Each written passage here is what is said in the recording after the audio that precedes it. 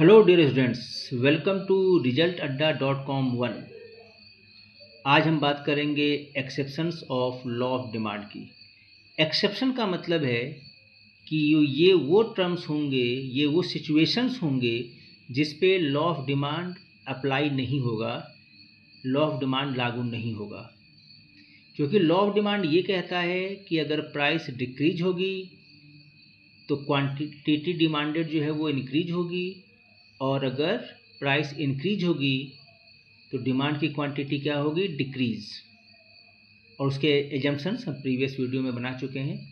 Exception ये कहता है कि यहाँ लॉ ऑफ डिमांड ऐसी ऐसी कंडीशंस है, फॉलोइंग आर द कंडीशंस, जहाँ पे लॉ ऑफ डिमांड यूज नहीं होगा, यानी ये रिवर्स चलेगा। अगर प्राइस हाई होगा तो डिमांड भी हाई हो जाएगा, प्राइस लो होगा तो डिमांड भी लो हो जाएगा। दैट मीन्स कि law of demand is not applicable here, उसको एक्सेप्शन कहा गया है। तो read with me with language. There are some commodities whose demand expands when their prices rise and contracts when their prices fall. In such a situation, the demand curve slopes upward from left to right. यहाँ जो demand curve का slope हो जाता है वो upward हो जाता है लेफ्ट से राइट की तरफ। Following are the exceptions of law of demand. First one, articles of distinction. Articles of distinction को हम स्टेटस सिंबल भी कह सकते हैं। आर्टिकल्स ऑफ डिस्टिंक्शन ये कौन से गुड्स होते हैं? There are certain goods which are articles of social distinction. These are demanded only because their prices are high, like diamond, vintage car, etc. These goods are status symbol. ये लोग इसलिए खरीदते हैं क्योंकि उसकी जो प्राइस होती है वो हाई होती है। उसको कहा गया articles of distinction. I repeat, there are certain goods which are articles of social distinction.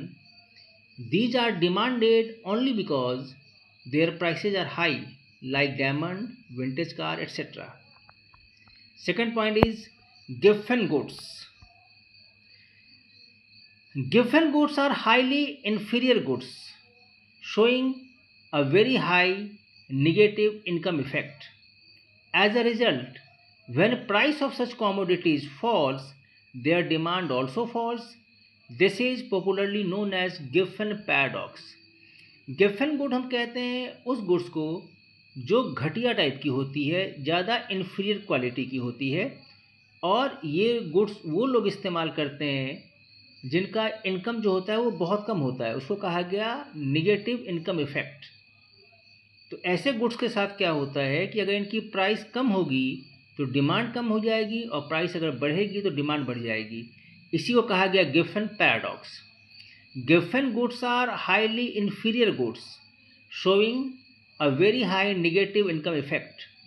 As a result, when price of such commodities falls, their demand also falls.